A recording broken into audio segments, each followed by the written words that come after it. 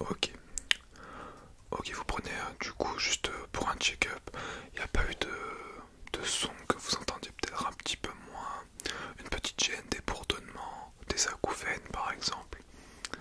Non, d'accord. Est-ce que vous travaillez dans un milieu plutôt bruyant, avec des bruits de moteur par exemple, ou des sifflements, ou de perceuses, ou des trucs comme ça assez continus? Ouais, ça vous arrive, d'accord. Ok. Est-ce que vous écoutez de la musique avec des écouteurs ou avec un casque? Ouais. Est-ce que c'est régulier? C'est tous les jours, ok. Ok. Non, je prends quelques petites informations parce qu'on sait jamais. Si on peut déceler quelque chose, une baisse d'audition, peut-être que dans quelques années vous allez peut-être revenir. Je vous le souhaite pas, hein, mais au moins tout est noté. Pour par exemple des acouphènes, ça peut arriver à n'importe quel âge. Après un choc, après un trop gros bruit, ou si vous sortez excessivement en boîte de nuit ou écoutez de la musique à fond tous les jours, ça peut arriver, bien sûr. Hop, donc je note tout ça. Vous travaillez dans quoi s'il vous plaît?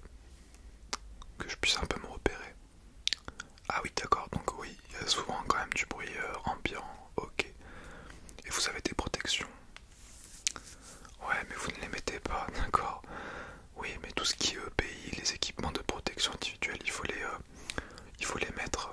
D'accord, je sais que c'est pas des fois quand on bosse, qu'on est dans le truc, on pense pas forcément ou on n'a pas envie de prendre le temps de le faire, mais c'est pour vous parce que une fois que les acouphènes sont là, malheureusement c'est trop tard. On peut essayer de réduire par quelques petits moyens, mais on ne peut pas encore traiter ça à 100% malheureusement. J'ai beaucoup de patients qui en souffrent depuis plusieurs années et quelques-uns en tout cas ont des dépressions à cause de ça parce que avoir un bruit comme ça constant dans la tête c'est pas top quoi. Donc il y en a qui s'y habituent même si c'est chiant, il y en a d'autres c'est un peu plus compliqué. Donc vaut mieux éviter ça, je dis ça pour vous après. Ok, il n'y a pas d'antécédents dans votre famille, de problèmes d'ouïe, d'oreille, tout ça, de problèmes internes? Non, ok. Bah écoutez, on va vérifier juste tout ça. D'accord. Ça sera assez rapide, hein. Si vous venez sans problème, c'est qu'on va juste jeter un petit coup d'œil. Et puis, je vous dirai s'il y a quelque chose qui m'interpelle. On va faire quelques petits sons. Si j'arrive à enfiler mes gants, parce que là c'est un peu compliqué. Du coup, hop. Au pire, hein, c'est pas grave, on fera avec. Tac, tac, tac. Je suis désolé, je prends un petit peu mon temps, mais je peux pas faire autrement. J'ai que cela comme gants, malheureusement. Les anciens étaient mieux, ils étaient beaucoup plus souples. Je pouvais les mettre bien plus facilement. Déjà, on en a mis une, c'est déjà pas mal. Et le deuxième était beaucoup plus simple. Alors voilà, allez-y, installez-vous sur le fauteuil qui est juste devant vous, s'il vous plaît. Hop, hop, hop là. Alors, dans un premier temps, je vais regarder autour de votre tête. Je vais un peu me balader de droite à gauche. Et je vais prendre ma petite lumière. D'accord? Et je vais regarder à l'intérieur de vos oreilles. Ok, je ne touche à rien pour l'instant. Il n'y aura pas de douleur. Enfin, logiquement, il n'y aura aucune douleur durant la séance, donc ne vous inquiétez pas. Voilà, installez-vous, je vous en prie, mettez-vous à l'aise, faites comme chez vous, hein. Ok, c'est bon, vous êtes prêts? Allez, c'est parti. Alors, ok, vous nettoyez les oreilles assez régulièrement. Vous faites ça comment? Du coup, ok, ouais, vous utilisez, ok, avec de l'eau. Vous avez un appareil exprès. Ok, vous prenez pas du coup de coton-tige. C'est super. Oui, le coton-tige, ça peut dépanner de temps en temps. Mais on pousse généralement la cire humaine vers à l'intérieur de l'oreille et on bouge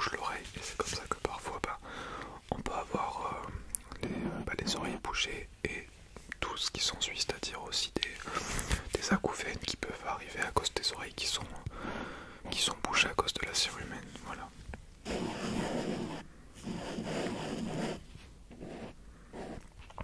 Ok, ok. Ouais. Bon, vous avez un petit peu de cérumen quand même. Ouais, il y en a quand même un petit peu. Enfin, je vais essayer d'extraire ça après tout à l'heure. Ouais, c'est juste au bord, ne vous en faites pas. Après l'intérieur, non, il n'y a pas. C'est clean, il n'y a pas grand chose, ne vous en faites pas.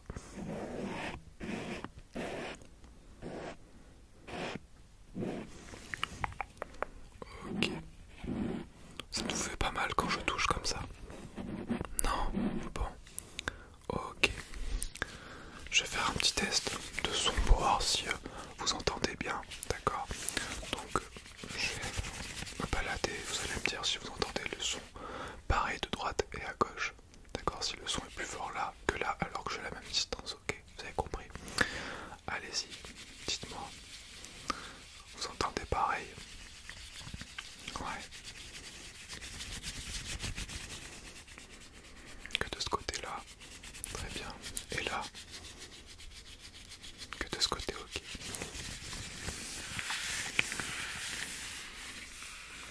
Ça s'éloigne. Ça se rapproche. Ça s'éloigne, ouais. Ça stagne, ouais. Et là ça se rapproche. Ok. Ok, ok, ok. De toute façon vous n'avez pas de, par exemple, de vertige. Quand les oreilles se bougent, on peut aussi avoir des vertiges. Parce qu'on a une oreille, l'oreille qui est bouchée, ne capte plus les sons et l'équilibre peut, voilà, on peut perdre un petit peu l'équilibre, perdre d'orientation, ça peut arriver. Ou sinon, quand on a souvent les oreilles bouchées, on peut aussi avoir des maux de tête. Voilà, il peut y avoir plein de trucs par rapport à ça qu'on n'est pas obligé de savoir, donc il y en a qui ne le savent pas. Voilà, moi j'ai appris grâce à mes études, mais de base je ne savais pas non plus qu'une oreille bouchée peut donner des maux de tête. Voilà, donc c'est peut-être bon aussi à savoir si vous avez peut-être souvent mal à la tête. Ça peut être dû à ça, c'est pas forcément à 100%, mais il peut y avoir une petite chance que ça soit ça. Bah, du coup ce n'est pas très grave, hein. Ça se lave assez vite les oreilles. Ok, bon je vais continuer, vous me dites si les sons que vous entendez ne sont pas bons, si il y a une anomalie quelque part, mais j'ai pas l'impression qu'il y a quelque chose dans vos oreilles en tout cas de très important. Je pense que tout est bon, hein. Mais oui, vous avez raison de faire un check-up de temps en temps, ça ne fait pas de mal. Au contraire, il faut prendre soin de soi, c'est très important. Tac. Alors du coup, je vais commencer à enlever du coup ce que vous avez juste là. Tac, tac, tac, tac, tac, tac, tac. Ouais, il n'y avait pas grand chose, il n'y avait rien de méchant, ne vous en faites pas. Et dans l'autre oreille par contre, il n'y avait absolument rien. Je revérifie pour être sûr, mais vous n'avez rien à ce niveau là des oreilles. Là, tout est enlevé, donc vous n'avez plus rien. Il y a quelques petits morceaux, mais après bon, je vais pas non plus esquinter votre oreille. Ok, ok, ok. Et de ce côté-là, il n'avait absolument rien de perceptible, en tout cas, que je puisse enlever. Ok. Bah écoutez, pour moi, tout est ok. Voilà. Donc si vous avez des questions, n'hésitez pas à me les dire. Alors, pour vous, c'est une très bonne question. Alors, le coton-tige, ça peut être une bonne solution, mais il ne faut pas que ça soit tous les jours.